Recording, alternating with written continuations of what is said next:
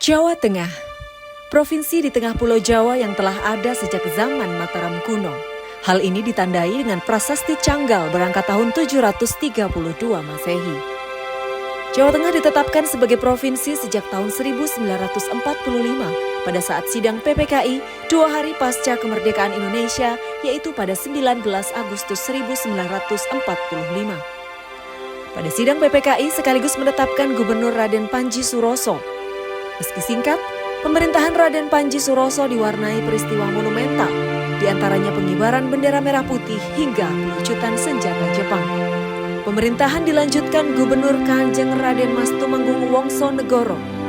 Masa pemerintahannya diwarnai pertempuran 5 hari di Semarang hingga menghadapi agresi Belanda 1 dan 2. Lalu kekuasaan dilanjutkan oleh Gubernur Raden Budiono.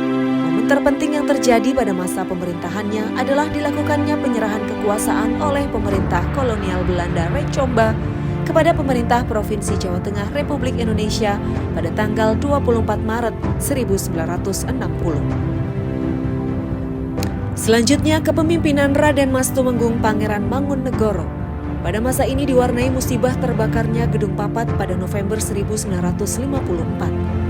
Namun Gubernur Mangunegoro juga berhasil menyelenggarakan Pekan Raya Nasional di Tegalwareng yang sekarang bernama Taman Budaya Raden Saleh.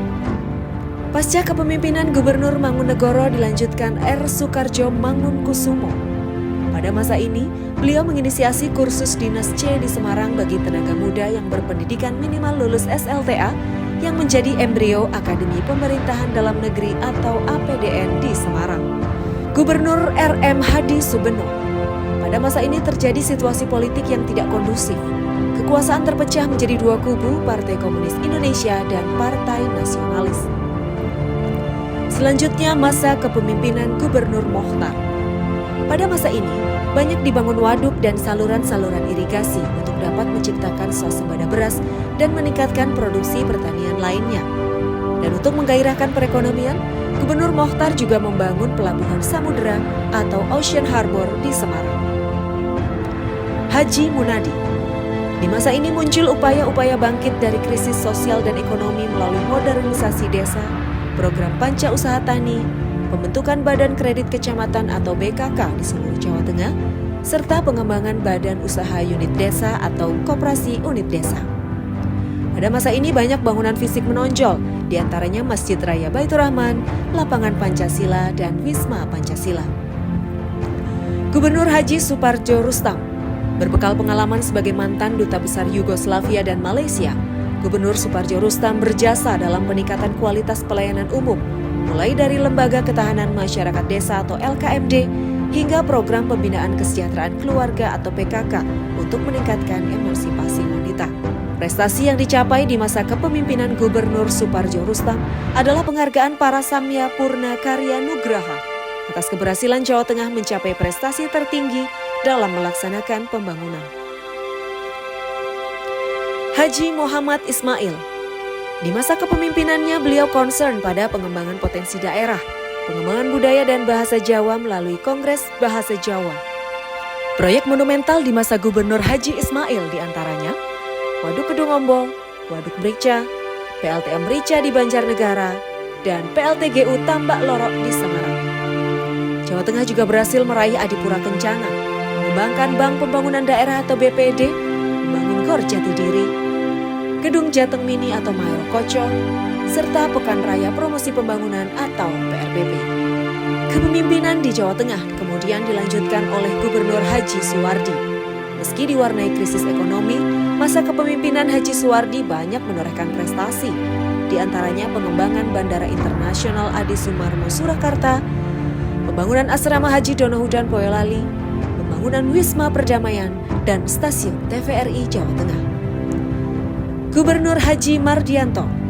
Gubernur Jateng 2 periode ini memiliki model kepemimpinan yang Jawani, mancing acur ajar, andap asor atau low profile. Jawa Tengah juga dikenal sebagai provinsi yang relatif paling aman dan dalam suasana iklim sejuk. Pada masa periode kedua merupakan sejarah pemerintah Provinsi Jawa Tengah, di mana gubernur dan wakil gubernur dipilih oleh DPRD hasil pemilu langsung oleh rakyat. Prestasi yang dicapai adalah penetapan Ahmad Yani sebagai bandara internasional jalur selatan-selatan, Ketep Volcano Center, Masjid Agung Jawa Tengah di Jalan Gajah Kota Semarang, Dieng Plateau, dan Terminal Agrobisnis Soropadan di Magelang. Masa kepemimpinan Dr. Andes Haji Ali Mufis MPA. Di tengah perjalanan, Haji Mardianto dipercaya sebagai Menteri Dalam Negeri, sehingga kepemimpinan Jawa Tengah dilanjutkan oleh wakilnya, Haji Ali Mufis. Beliau berhasil melanjutkan program-program yang telah digariskan oleh pendahulunya dan mampu melaksanakan pilkada langsung gubernur dengan lancar, tertib, dan aman. Haji Bibit Waluyo dan Dr. Anda Hajah Rustri-Ningsih MSI. Terkenal dengan slogan Bali Desa Bangun Desa, Bibit Rustri memprioritaskan pembangunan Jawa Tengah pada desa, mulai pengembangan pertanian, peternakan, perkebunan, serta infrastruktur bagi desa. Di masa ini juga dimulai proyek pembangunan tol Semarang-Solo.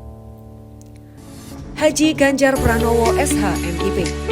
Ganjar Pranowo juga memimpin Jawa Tengah 2 periode. Periode pertama berpasangan dengan Dr. Andes Heru Sujatmoko dan kini dengan Haji Taj Yassin Maimun. Di masa pemerintahannya beragam capaian berhasil diraih, mulai dari selesainya tol Semarang-Solo, pembangunan infrastruktur, pembangunan sumber daya manusia, reformasi birokrasi, hingga pengembangan pariwisata. Sebut saja pembangunan SMKN Jawa Tengah, SMK Semi Boarding, pengembangan kawasan strategis pariwisata nasional Borobudur, Karimun Jawa, Dieng, dan Sangiran. Selain itu, pembangunan BRT Transjateng 6 koridor, insentif bagi guru agama, pembangunan kawasan industri, hingga membangun kedekatan dengan masyarakat yang direpresentasikan dalam slogan Jateng Gaya. Kini Jawa Tengah telah berusia 78 tahun. Saatnya terus mengembangkan kerjasama, kolaborasi, dan kerja keras untuk menjadi semakin maju dan terdepan.